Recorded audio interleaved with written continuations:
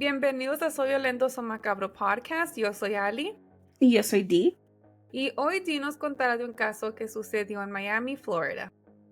Advertencia: la información de este caso puede ser desencadenante para algunos. Tenga en cuenta que algunos de estos casos pueden involucrar menores de edad, abuso, violación o violencia. Escuchen con precaución. Warning: the information on this case can be triggering to some. Please be advised that some of these cases may involve children, abuse, rape, and violence. Listen with caution. As the world celebrated the arrival of a new year, Esterling Meza Garcia's life was heartbreakingly cut short by a senseless act of violence. What should have been a night of joy and fresh beginnings turned into a nightmare as Esterling was brutally shot while waiting for an Uber just outside of her Miami home. In this episode, we unravel the devastating chains of events that led up to her untimely death. A story of love turned lethal, betrayal, and the horrifying truth of how someone who once she trusted could take everything away from her. This is the tragic case of Esterling Meza García. Sí, es que ella andaba detrás de ella, la andaba persiguiendo. Ella se había separado de él. Entonces, por lo mismo que le daba malos tratos, entonces ella se separó y él andaba así detrás de ella. Y entonces ahí ese día encontró el momento justo y le disparó, la mató. Esterling Meza García was a 24-year-old woman who lived in Miami, Florida. She was originally from San Isidro, Matagaplan, Nicaragua. I'm sorry if I mispronounced it. It was a very difficult one to read. She was a mother of 2 children. So she had an 8-year-old boy and a 5-year-old girl. And she was in a relationship with 27-year-old Julio Cesar Morales.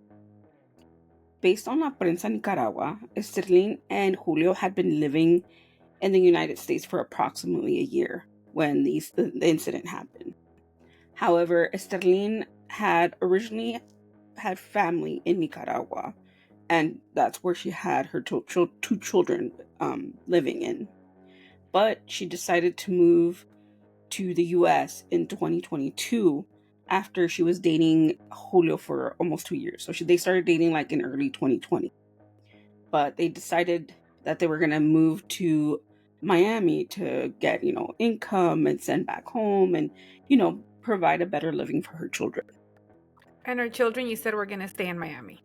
No, her children in Nicaragua. Yeah, her children were going to stay in Nicaragua with her parents, and she was just going to send money over there. Got it. During the relationship, Julio had left Nicaragua and was living in Miami. And they had a long-distance relationship. So whenever they would talk, he would tell her, like, you have to come to Miami, you have to move to Miami. But, she had children in Nicaragua, so it was kind of difficult for her to just jump and leave to Miami. So in 2022, that's when he paid for her transportation to get her from Nicaragua to Miami. In 2022, she had already been living in Miami for a couple of months, and their relationship just was very rocky from the start, from when she moved to Miami. So just within a few months of her living in Miami, they broke it off. And then she decided to move out and move in with a friend. And from that moment on, everything became a lot more stressful for Esterling. According to Local 11 News, authorities interviewed witnesses who lived around the area of where they lived together. And there was details of Julio having this very aggressive behavior towards Esterling. The witness claimed that they had seen Julio become aggressive with Esterling while she was at work, and when he had previously threatened her that he was going to kill her if, and by any chance they broke up and she would start dating somebody new, that he would kill her. Based on court documents, the investigation said that Julio and Esterling actually had past history of domestic violence while they were dating in the U.S. In an interview with La Prensa Nicaragüense, they spoke to Esterling's father, José Manuel Meza. And in this interview, he said, quote, "La última vez que hablé con mi hija fue hace como unos meses. Yo le hablaba y no contestaba. Pero es porque él, which means Julio Morelos, le quitó el teléfono para que no hablara con su familia." So he was slowly detaching her away from her family. Mind Y you, she cuando had... estaban en Nicaragua no tenían ningún problema de violencia No, doméstica, no. nothing, hasta que Llegó a los Estados a Unidos. Miami. Oh, Or at wow. least that's what they were saying based on Okay. the interviews that they had with the family and friends and people that lived within where they had started living in.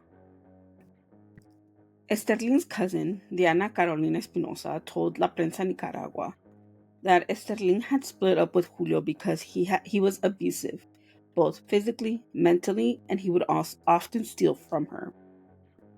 According to the interview, he would steal money that she would make at her job to pay off a lawyer that was defending his brother in prison in Nicaragua. She couldn't take this anymore, and she decided to break it off. She ended up moving in with her friend and try to begin her life again. According to NBC5 Florida News, Julio did not take the breakup well, and he began to stalk Esterling. He knew that the only way to get Esterling's attention would be to ask her and her friend for the money that he had loaned them. According to the investigators, there was multiple times that Julio had lent money to Esterling and one of her friends. The first time he had loaned her money was when they were in a relationship, and he had loaned her $2,000. Then on a second time, he had loaned her another $2,000. And then on the couple of months before their breakup, he had loaned her friend $1,000. In total, they owed him $5,000. He said that he wanted his money back, and he would frequently ask her for the money, and she would say that she wasn't going to give him the money, that she wasn't going to give up that money easily, that was not going to happen. That was her way of keeping the money that I guess he was stealing from her, to kind of pay back for that. This drove Julio to be very upset, and it became very consistent of the amount of times that he would ask for the money.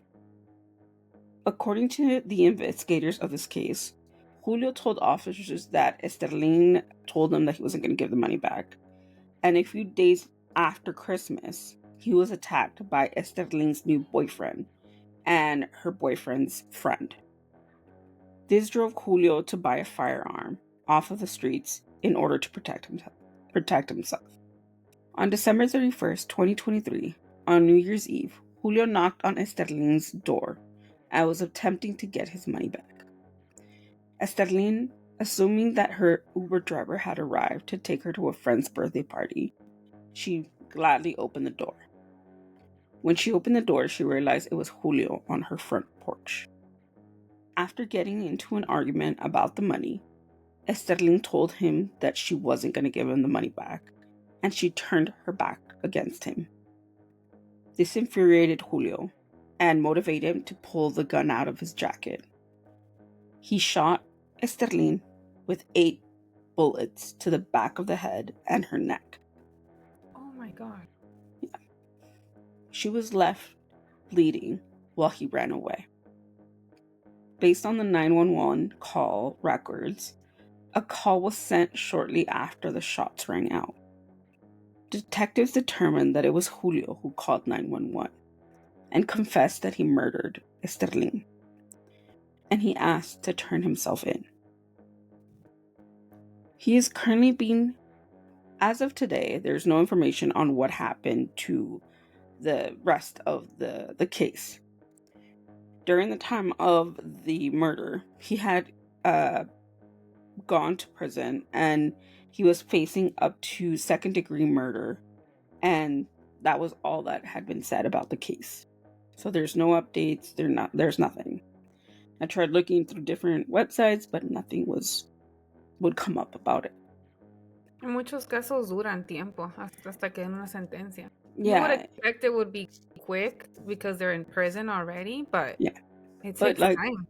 Yeah, but especially based on what happened with, COVID and everything, it delayed a lot of the trials that are happening. So I'm not surprised that even after a year, now almost a year from the murder, it still hasn't been resolved. Oye, entonces, ¿era cierto que el novio de Esterling y el amigo sí lo habían golpeado? Yes. According to what the records say, that's what actually happened. But there was no evidence of it actually happening.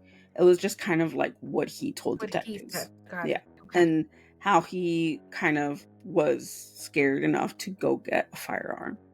But the fact that he pulled the gun out on Esterling during the time that he went to visit her shows that he probably had other intentions. Y pues con todo lo demás que había hecho antes, ¿verdad? De to threaten her y de golpearla y todo, pues. Yeah. Y luego no nomás le dio una vez, le dio 8 veces. Yeah. That's anger. It shows that he was really, really angry at what was going on. Esterling Garcia's case is a devastating reminder of how quickly love can turn into control, fear, tragedy, and violence. Her life was stolen on a night meant for hope and new beginnings.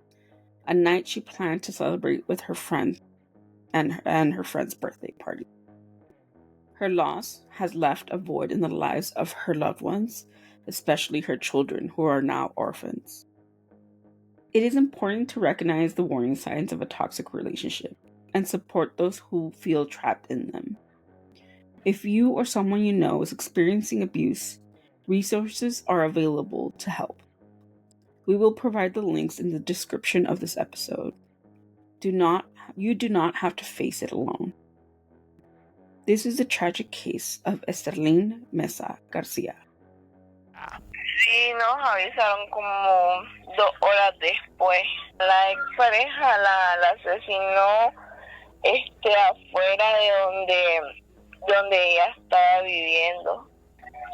Y este fue el caso de esta semana. I know it's a really short case, but I do feel like it connects with a few of the cases that we've done in the last couple of weeks when it comes to domestic violence.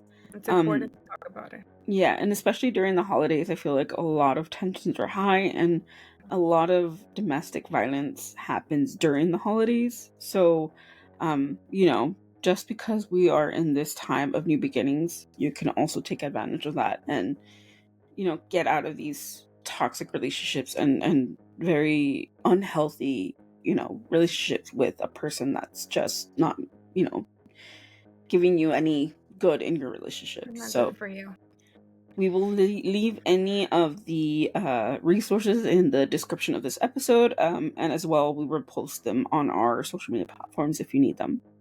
But for now, that's the case for this week. If you have any thoughts, any questions, or if you want to talk about this case or any of the other cases, we have the comment section and our DMs open on all of our social media platforms. You can follow us on Instagram, TikTok, Twitter, or X as it's known now, Blue Sky. Am I forgetting something else? No. Threads. Oh. Threads. Yeah.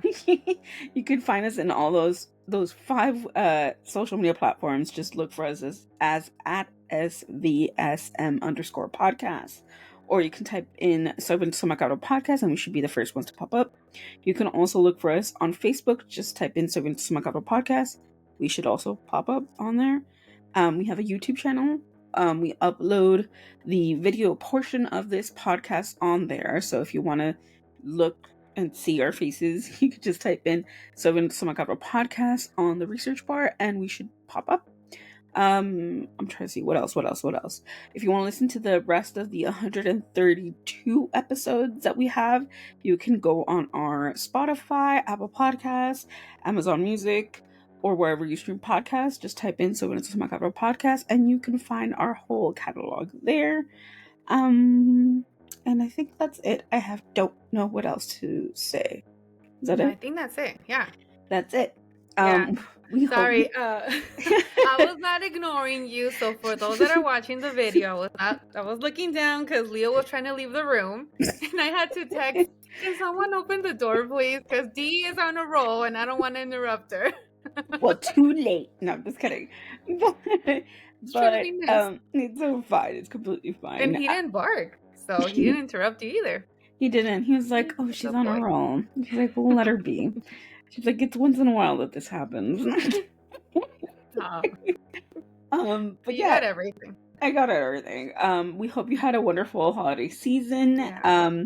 Especially, Christmas just passed by, New Year's is coming around, so we are hoping that you had a wonderful time. Spend it with the people that you care about, or if you spent it alone, that you did something fun and something that you enjoy to do.